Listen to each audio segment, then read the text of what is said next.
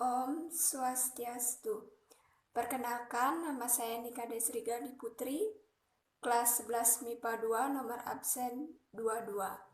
Di sini saya akan mempresentasikan argumentasi saya dan pendapat saya tentang hukum di Indonesia yang masih tajam ke bawah atau istilahnya tajam ke bawah dan tumpul ke atas. Baik, sebelum saya melanjutkan argumentasi saya akan menayangkan sebuah video tentang hukum yang menyimpang.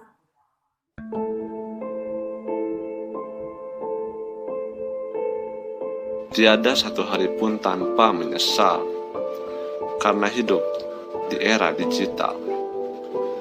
Manipulasi dari hal fundamental. Manipulator adalah si makhluk kebal.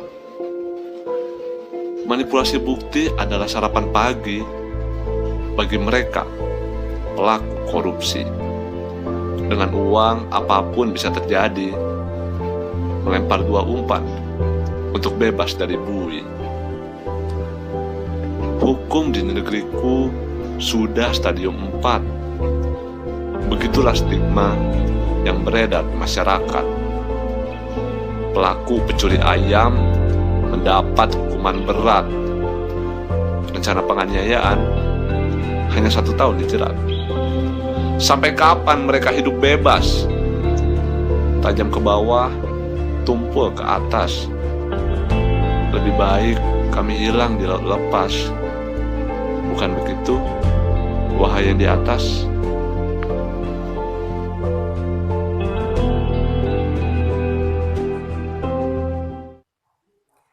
Baik, setelah kalian menonton video sebelumnya, saya akan melanjutkan argumentasi saya tentang video di atas. Istilah ini mungkin sudah lumrah, bahkan sudah menjadi rahasia umum negara kita tercinta saat ini, bahwa hukum di Indonesia timpang sebelah atau dalam kutip, tumpul ke atas, runcing ke bawah. Maksud dari istilah ini adalah salah satu kenyataan bahwa keadilan di negeri ini lebih tajam menghukum masyarakat kelas bawah daripada pejabat tinggi. Indonesia adalah negara hukum yang senantiasa mengutamakan hukum sebagai landasan dalam seluruh aktivitas negara dan masyarakat. Komitmen Indonesia sebagai negara hukum pun selalu dan hanya dinyatakan secara tertulis dalam pasal 1 ayat 3. UUD 1945 hasil amandemen. Kondisi hukum di Indonesia saat ini lebih sering menuai kritik atas pujian. Berbagai kritik diharapkan baik yang berkaitan dengan penegakan hukum, kesadaran hukum, kualitas hukum, ketidakjelasan berbagai hukum yang berkaitan dengan proses berlangsungnya hukum dan juga lemahnya penerapan berbagai aturan. Coba bandingkan dengan para tikus berdasi, dengan notabene adalah para pejabat yang ekonominya kelas di atas, yang terjerat dengan kasus korupsi dan suap. Dalam kehidupan sehari-hari sering kita jumpai masalah kecil tapi dianggap besar, sebenarnya bisa diselesaikan dengan sikap kekeluargaan, namun berlangsung dengan persidangan yang dipersulit, bahkan menjadi sangat tidak logis. Sementara di luar masih banyak tikus berdasi yang berkeliaran dengan senang dan senantiasa menikmati uang rakyat yang acap kali disalahgunakan untuk hal yang bersifat pribadi. Bukannya menyejahterakan rakyat, namun sebaliknya membuat rakyat menjerit seolah mencari di mana keadilan negeriku. Keadaan ini yang kurang disadari dalam hubungannya dengan kehidupan hukum di Indonesia, seperti pada UUD pasal 28D ayat 1 yang berbunyi, setiap orang berhak atas pengakuan, jaminan, perlindungan, dan kepastian hukum yang adil serta perlakuan yang sama di hadapan hukum. Kalau ini diterapkan, proses penyelesaian hukumnya pasti berjalan dengan baik dan akan adil. tanpa berpihak pada kaum yang kuat dan lemah. Tikus berdasi atau kepompong yang menjerit, kelompok atas lebih mudah mengakses keadilan, sementara kelompok marginal atau miskin sangat sulit untuk mendapatkannya. Fenomena ketidakadilan hukum ini terus terjadi dalam praktik hukum di negeri ini.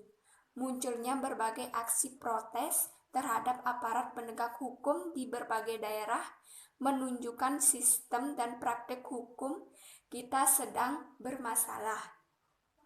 Contoh penyimpangan antara pejabat dan rakyat kecil, yaitu kasus korupsi mantan Gubernur Banten, Ratu Atut Choesiah, yang dijatuhi hukum 4 tahun penjara dan denda 200 juta rupiah.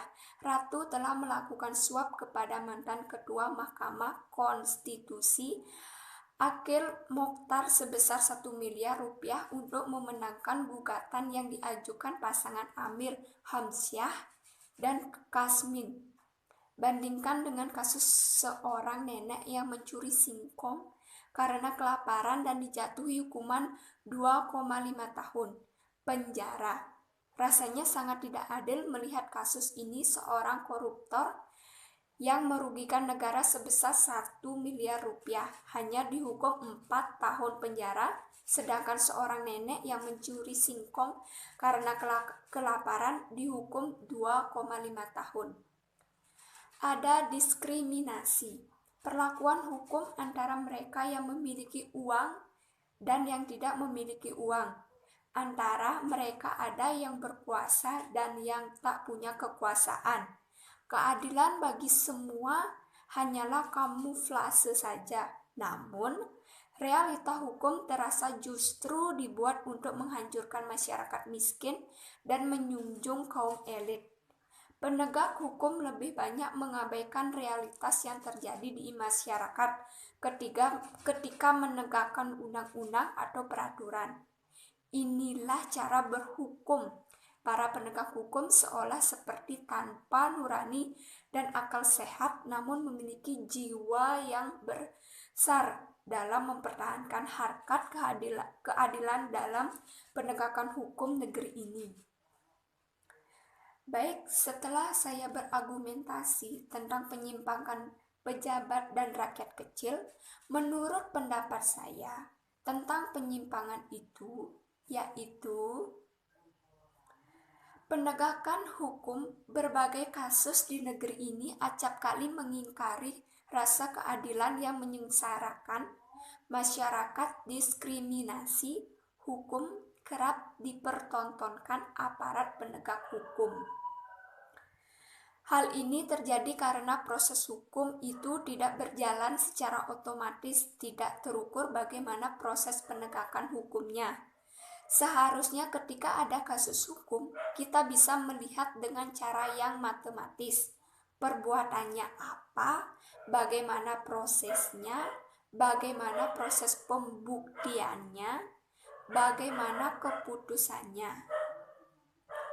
Kalau ini diterapkan, proses penyelesaian hukumnya pasti berjalan dengan baik, sehingga sangat disayangkan bahwa penegak hukum di Indonesia tidak sebaik dalam penerapannya. Bukan karena hukumnya yang kurang secara kualitas dan kuantitas, melainkan adanya beberapa peraturan negara yang menyalahi fungsi dan kewenangan dari hukum yang ada. Terkadang suatu hukum malah digunakan untuk menjatuhkan suatu pihak yang benar, untuk memenangkan pihak lain yang sebenarnya salah dan tidak sesuai dengan prinsip Pancasila. Sebagai contoh kecilnya, apabila kita lihat perkembangan Indonesia saat ini, hukum di Indonesia digunakan untuk menjatuhkan pihak yang kontra dengan pemerintah, sedangkan pihak yang pro dengan pemerintah ini sangat jelas-jelas salah dan telah melanggar hukum di Indonesia, namun tidak mendapat pengadilan sesegera mungkin. Sekian dari presentasi saya. Jika ada salah kata atau salah ucapan dalam berargumentasi saya mohon maaf. Saya tutup dengan Parama Santi. Om Santi, Santi, Santi, Om.